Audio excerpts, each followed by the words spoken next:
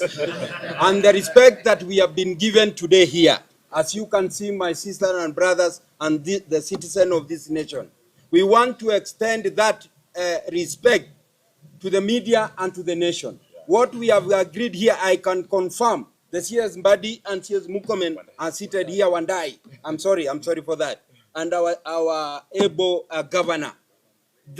Ladies and gentlemen, a cabinet secretary stood at a government podium and told Kenyans live on camera that an agreement had been reached unanimously.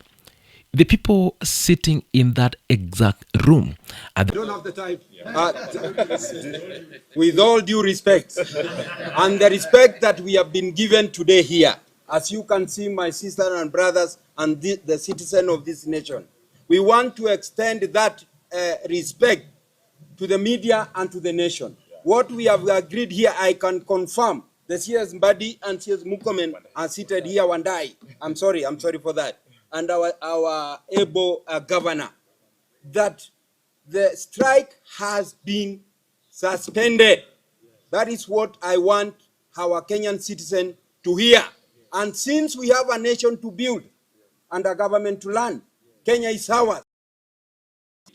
So therefore, on behalf of our transport stakeholder, our partner and our corporate, on behalf of our TSV, I want to assure them that since we have suspended the strike, give room to negotiation, and if that does not, that we are not able to agree, we'll come back for the same. But for today, the nation should run. Thank you very much. The same exact moment looked into the same cameras and said, "We agreed to nothing." One of them is lying. And while they argue about who said what, Kenyans are still left in the dark. On May 18, 2026, Energy CS Opiyo Wandayi convened a transport sector stakeholders at Transcom House in Nairobi to negotiate fuel prices amid an active transport strike. Wandayi declared publicly on cameras that a unanimous agreement had been reached with EPRA full involvement on bridging the diesel petrol price gap.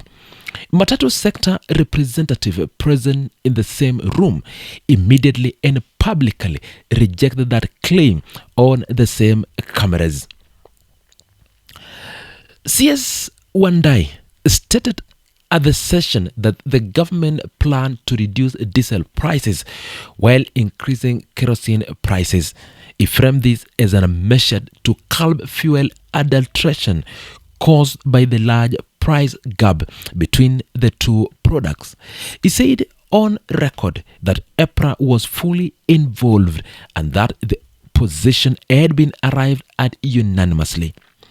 Within minutes, transport sector representative contracted him directly on cameras, and at the same event, one representative stated that operators had proposed a price range of between 30 shilling and 35, a figure that did not match Wandayi's announcement. The same representative said clearly, "We did not agree on anything. That is what we want to go out to our members and the nation." The session ended with the planned strike confirmed as still on. By May 19, roads across Nairobi and multiple regions were paralyzed.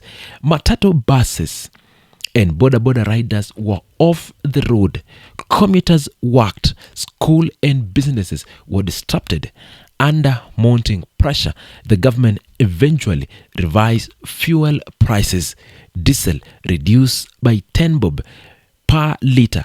Kerosene increased by 38 shillings. Super petrol remained unchanged. New prices: super petrol 214 shillings, diesel 232 and kerosene 191 effectively to June 14. The contradiction between what Wandayi said and what the transport representative said is not a matter of interpretation. Both position was stated clearly on record in the same room on the same day. What happened at the Transcom House on May 18th was not a miscommunication. A cabinet secretary told the nation live on cameras that a unanimous agreement existed. The people who were meant to be party to that agreement said in the same breath that it did not agree. One of those two positions is a deliberate falsehood delivered to the Kenyan public from a government podium. That matter beyond this fuel price dispute. It matters because if a cabinet secretary is willing to manufacture consensus on camera when the other party is sitting right next to them, close enough to respond immediately, what else has this government announced as settled that was never agreed at all? What other negotiation have been declared resolved while the other side is still waiting for a real offer? A government that cannot tell the truth in a room where the lie can be disapproved in real time as top governing. It is simply performing governance for the cameras. Kenya has watched this before. In 2023, during the finance bill crisis, government officials repeatedly announced stakeholders' consensus position that the same stakeholders publicly denied. Ministry representatives would emerge from meetings declaring that concerns had been addressed.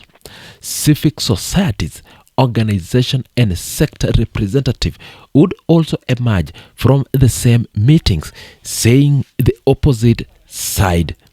That moment had changed and that the bill remained fundamentally harmful.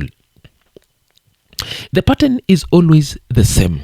A minister calls a press conference, declare victory over a crisis, and the people who were supposed to validate that victory immediately say they were not consulted. It is crisis management that threatens design not to resolve a problem, but to be seen attempting to resolve it long enough to absorb the news, circle and buy political time. The difference at the Transcom House on May 18 is that the contradiction happened in real time in the same room before Wandanyi had even finished speaking. The government's narrative collapsed before it could fully formed. That is not a communication failure. That is what happened when a government has run out of real solution and has nothing left but the performance of solutions. While Wandanyi and the transport representatives were contradicting each other on cameras, Kenyans were making their own calculation. A worker in Nairobi who used to spend 100 shilling getting to office is now spending 150 or walk the entire full distance. A mama mboga whose vegetables arrived by matatu is watching her profit margin disappear before her market stall even opens. A boda writer is sitting at the bump calculating whether today's rides will cover fuel, loan repayment and his children food, and in which order those three things get paid. A small trader in Nakuru who depends on freight deliveries watched as stock ran low because the truck were not moving.